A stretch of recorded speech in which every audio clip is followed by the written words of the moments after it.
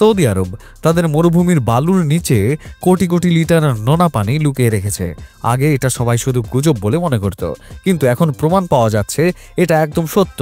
বহু দশক ধরে এই মরুভূমির দেশ ভয়ঙ্কর পানির অভাবে ভুগছে, কিন্তু আজ পরিস্থিতি একেবারে পাল্টে যেতে শুরু করেছে। সবচেয়ে গুরুত্বপূর্ণ প্রশ্নটা হলো, যখন পানি তাদের জন্য এতটাই দামি, তখন তারা সেটা মাটির নিচে কেন লুকিয়ে রাখছে? কি এমন কারণ যে পৃথিবীর নিচে বালুর ভেতরে বিশাল বিশাল পানির ভান্ডার তৈরি করা হচ্ছে?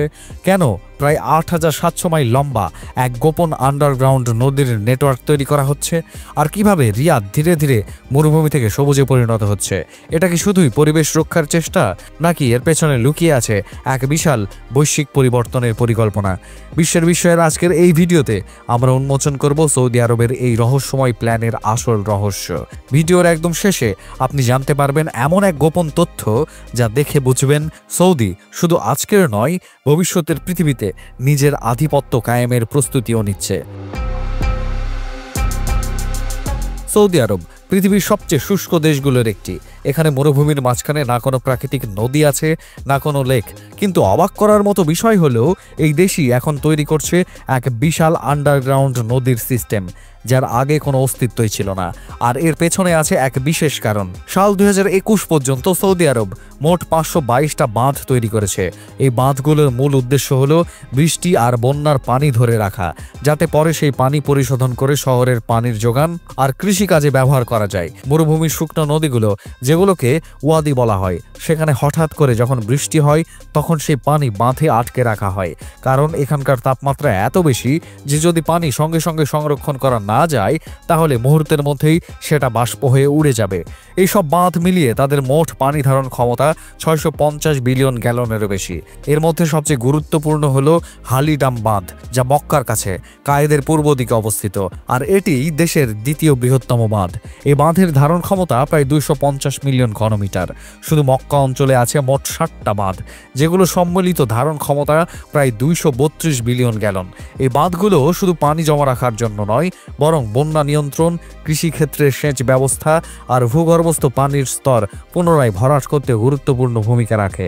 পৃথিবীর সবচেয়ে শুষ্ক দেশ হয়েও সৌদি আরব একদম অভিনবভাবে মরুভূমির মাঝেই তৈরি করে ফেলেছে এক টেকসই ওয়াটার ম্যানেজমেন্ট সিস্টেম। যখন আমরা সৌদি আরব নামটা শুনি তখন চোখের সামনে ভেসে ওঠে এক বিশাল মরুভূমি আর শুকনো জমির ছবি, কিন্তু আসল সত্যটা পুরোপুরি আলাদা। এখানে কিছু প্রাকৃতিক পানির উৎস আছে বটে, কিন্তু এগুলো একদমই নির্ভরযোগ্য নয়। সৌদির সবচেয়ে বড় ভরসা হলো ভূগর্ভে জমে থাকা পানি, অর্থাৎ গ্রাউন্ড ওয়াটার। বিজ্ঞানীদের সমীক্ষা অনুযায়ী এই দেশের মাটির নিচে প্রায় 26 ট্রিলিয়ন গ্যালন পানি লুকিয়ে আছে। এই সংখ্যা শুনে মনে হয় অনেক বিশাল, কিন্তু সত্যটা হলো এর বেশিরভাগ অংশই নন রিনিউয়েবল। প্রতি বছর প্রায় 739 বিলিয়ন গ্যালন পানি বৃষ্টির মাধ্যমে আবার জমা হতে পারে। বাকিটা হলো ফসিল ওয়াটার, সেই পানি যা হাজার হাজার বছর আগে জমেছিল। যখন আরব উপদ্বীপ ছিল সবুজ আর উর্বর, তখন ছিল নদী, ছিল টানা বৃষ্টি, আর তখনকার সেই প্রাচীন পানি আজও বিশাল ভূগর্ভস্থ জলাশয়ে বন্দী হয়ে আছে। আজ সৌদি শহর, কৃষিকাজ আর সাধারণ জীবন পুরোপুরি সেই পানির উপর নির্ভর করছে। কিন্তু সমস্যা হলো এই পানি অনন্ত নয়, এবং যেভাবে দ্রুততার সঙ্গে এটা ব্যবহার করা হচ্ছে তা প্রাকৃতিকভাবে আর পুনরায় ভরাট হতে পারছে না। পানি শুধু পান করার জন্যই নয়, শিল্প কারখানা, কৃষিকাজ, এমনকি বিলাসবহুল কাজের জন্য ব্যবহার করা হচ্ছে। কিন্তু এই দেশে বৃষ্টি খুব অনিয়মিত এবং পরিমাণে খুবই কম হয়। অর্থাৎ পানির ওপর এতটা নির্ভরতা মানে হলো যেন ব্যাংকে রাখা সঞ্চয় খরচ করা, যা একসময় শেষ হয়ে যাবে। যদি বিকল্প কোনো ব্যবস্থা না নেওয়া হয় তাহলে একদিন সৌদির ভূগর্ভস্থ পানি সম্পূর্ণ শেষ হয়ে যেতে পারে, আর বাড়তে থাকা জনসংখ্যার পিপাসা মেটানো হবে একেবারেই অসম্ভব। যেখানে পুরো বছরে গড়ে মাত্র 100 মিলিমিটার বৃষ্টি হয়, সেখানে মানুষের জীবনধারা আর শিল্পের প্রয়োজন মেটানো সত্যি খুব কঠিন। তাই সৌদি সরকার ইতোমধ্যেই শুরু করেছে নানা প্রকল্প, যেমন ওয়েস্ট ওয়াটার পিউরিফিকেশন, যাতে ভবিষ্যৎ প্রজন্মের জন্য পানি সঞ্চয় করে রাখা যায়। একটা দেশে যেখানে না বৃষ্টি হয়, না নদী আছে, আর ভূগর্ভস্থ পানিও ক্রমে কমে যাচ্ছে, সেখানেও সৌদি আরব তৈরি করেছে এক নতুন পানি বিকল্পের গল্প।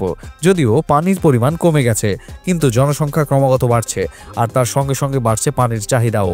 এই পরিস্থিতিতে সৌদি ইঞ্জিনিয়াররা এক অবিশ্বাস্য সিদ্ধান্ত নিল, যা প্রকৃতি দিতে পারেনি সেটা এখন টেকনোলজির মাধ্যমে তৈরি করা হবে।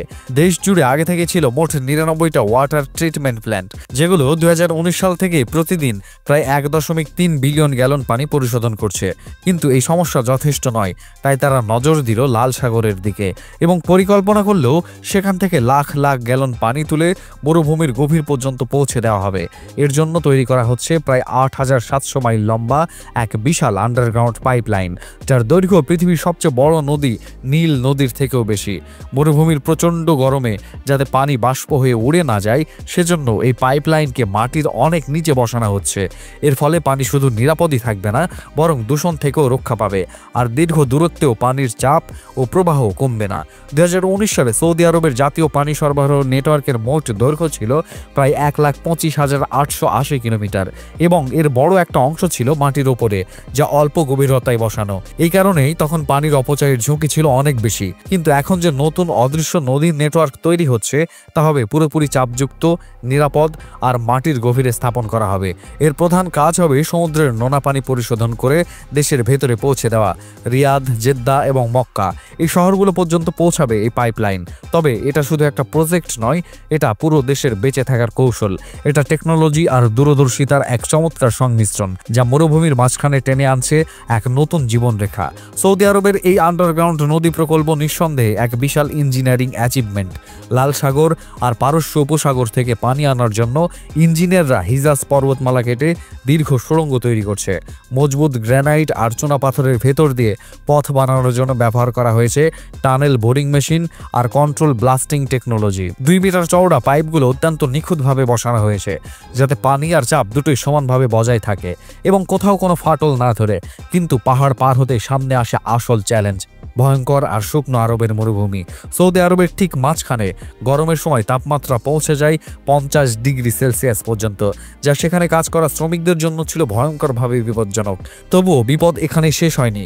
বালুঝড়, পরিবর্তনশীল টিলা আর হঠাৎ করে আসা বন্যা বারবার কাজের গতি থামিয়ে দিত। পানিকে নিরাপদ রাখা আর আবহাওয়ার প্রভাব থেকে বাঁচানোর জন্য পাইপলাইন বসানো হয়েছে মাটির গভীরে। এর জন্য করতে হয়েছে গভীর খনন, আর নরম বালুর নিচে মাটি স্থির রাখতে করতে হয়েছে কঠিন সব ব্যবস্থা। এমন প্রতিকূল পরিবেশ থেকেও এত বিশাল এক সিস্টেম তৈরি করা, এটা মানব জাতির টেকনোলজি আর ইচ্ছা শক্তির এক অসাধারণ উদাহরণ। সমুদ্রের পানি নোনা হওয়ায় সেটি সরাসরি পান করা সম্ভব নয়, কিন্তু সৌদি আরব বের করেছে এক অভিনব সমাধান, যার নাম ডিস্যালিনেশন নামের আধুনিক প্রযুক্তি। এই টেকনোলজির মাধ্যমে সমুদ্রের পানি থেকে লবণ আর ক্ষতিকর পদার্থ সরিয়ে তাকে একদম বিশুদ্ধ ও পানযোগ্য করে তোলা হয়। লাল সাগর আর পারস্য উপসাগর থেকে এই অমূল্য পানি সংগ্রহ করা হয়। কিন্তু সমস্যা হলো ডিস্যালিনেশন প্রসেস অত্যন্ত ব্যয়বহুল। এতে বিপুল পরিমাণে বিদ্যুৎ লাগে আর বেশিরভাগ ক্ষেত্রে ব্যবহার করা হয় জীবাশ্ম জ্বালানি, যা পরিবেশের জন্য গুরুতর হুমকি। সবচেয়ে বিপজ্জনক হলো ব্রাইন, অতিরিক্ত নোনা পানি, যেটাকে যদি সঠিকভাবে সমুদ্রে ফেরত না দেওয়া হয় তাহলে সেটা সমুদ্রের জীববৈচিত্র্যের জন্য মারাত্মক ক্ষতিকর হতে পারে। তবুও এসব চ্যালেঞ্জ উপেক্ষা করেই আজ সৌদি আরব পৃথিবীর সবচেয়ে বড় পানযোগ্য পানি উৎপাদনকারী দেশ। 1980 সালে যেখানে ছিল কেবল কয়েকটা ছোট প্ল্যান্ট, সেখানে 2024 সালে সেই সংখ্যা বেড়ে দাঁড়িয়েছে 43-এ। এর মধ্যে বিশ্বের সবচেয়ে বড় ডিস্যালিনেশন প্ল্যান্ট হলো রাস আল খাইর, যা প্রতিদিন প্রায় 792 মিলিয়ন গ্যালন বিশুদ্ধ পানি তৈরি করে। এছাড়া জুবাইন প্ল্যান্ট প্রতিদিন সরবরাহ করে প্রায় 211 মিলিয়ন গ্যালন পানি। ইসরায়েল, অস্ট্রেলিয়া আর আমিরাতের মতো দেশগুলো এই টেকনোলজিতে অনেক দূরে এগিয়ে গেছে, কিন্তু সবচেয়ে এগিয়ে রয়েছে সৌদি আরব। এতেই শেষ নয়, সৌদি আরবের গ্রিন প্রজেক্ট আজ পৃথিবীর সবচেয়ে বড় আর সবচেয়ে উচ্চাবিলাসী উদ্যোগগুলোর একটি। মরুভূমির বিস্তার রোধ করতে তাদের লক্ষ্য 10 বিলিয়ন গাছ লাগানো এবং দেশের প্রায় 30% জমি সংরক্ষিত রাখা। মোট প্রায় 184 মিলিয়ন একর এলাকা জুড়ে এই বিশাল প্রকল্প চলছে, যা শুধু মরুভূমিকে থামাবে না, বরং একদিন সৌদিকে সবুজে ঘেরা এক নতুন পৃথিবীতে পরিণত করবে। সবুজে ভরিয়ে তোলার এই মিশনটা এখন মরুভূমিকে উর্বর জমিতে পরিণত করছে। এটা শুধু পরিবেশকে রক্ষা করছে না, বরং খাদ্য আর মাটির নিরাপত্তাও নিশ্চিত করছে। সৌদি আরবের এই মেগা বৃক্ষরোপণ প্রজেক্ট শুধু মরুভূমিকে সবুজ করছে না, শহরের বাতাসকেও আরও বিশুদ্ধ করে তুলছে। বিজ্ঞানীদের মতে যদি গাছ সঠিকভাবে লাগানো যায় তাহলে বাতাসে থাকা ক্ষতিকর PM2.5 আর PM10 কণার পরিমাণ প্রায় 20% পর্যন্ত কমানো সম্ভব, যা মূলত ফুসফুসের মারাত্মক রোগগুলোর একটি প্রধান কারণ। সবচেয়ে অবাক করার মতো তথ্য হলো যখন গাছগুলো বড় হয় তখন শহরের তাপমাত্রা প্রায় 3.96 ডিগ্রি ফরেনহাইট পর্যন্ত কমে যায়। সৌদি আরবের মতো প্রচণ্ড গরম দেশে যেখানে রাস্তার অ্যাসফাল্ট বা ডামারের তাপমাত্রা প্রায় 122 ডিগ্রি ফরেনহাইট পর্যন্ত উঠে যায়, সেখানে এই সামান্য তাপমাত্রা হ্রাসও মানুষের জীবনের জন্য বিশাল স্বস্তি এনে দিতে পারে। রিয়াদ আর নিয়মের মতো শহরগুলো সহ অনেক জায়গায় ইতোমধ্যে লাখ লাখ গাছ লাগানো হয়েছে, আর প্রতি বছরই এই সংখ্যা দ্রুত বাড়ছে। যদিও 10 বিলিয়ন গাছ লাগানোর লক্ষ্য অর্জন করতে অনেক সময় লাগবে, তবু অগ্রগতি স্পষ্টভাবে দেখা যাচ্ছে। বৃহৎ মরুভূমির অনেক জায়গায় এখন সবুজের ছোঁয়া দেখা মিলছে, আর সৌদি আরব ধীরে ধীরে এক টেকসই এবং বাসযোগ্য দেশে পরিণত হচ্ছে। তবে সবচেয়ে বড় প্রশ্ন হলো, এই 10 বিলিয়ন গাছ কি সত্যি সৌদি আরবের ভবিষ্যৎ বদলে দিতে পারে, নাকি মরুভূমির এই ভয়ঙ্কর গরম এত সহজে থামবে না? এই বিষয়ে আপনার মতামত অবশ্যই কমেন্ট করে জানাবেন। এই ছিল বিশ্বের বিষয়ের আজকের এই ভিডিওতে। আশা করছি ভিডিওটি আপনাদের সকলের কাছে অনেক ভালো লেগেছে। ভিডিওটি কেমন লেগেছে তা জানিয়ে কমেন্ট করুন। ভিডিওটি ভালো লাগলে লাইক এবং শেয়ার করুন। এরকম আরও ভিডিও পেতে আমাদের চ্যানেলটি সাবস্ক্রাইব করুন। ধন্যবাদ।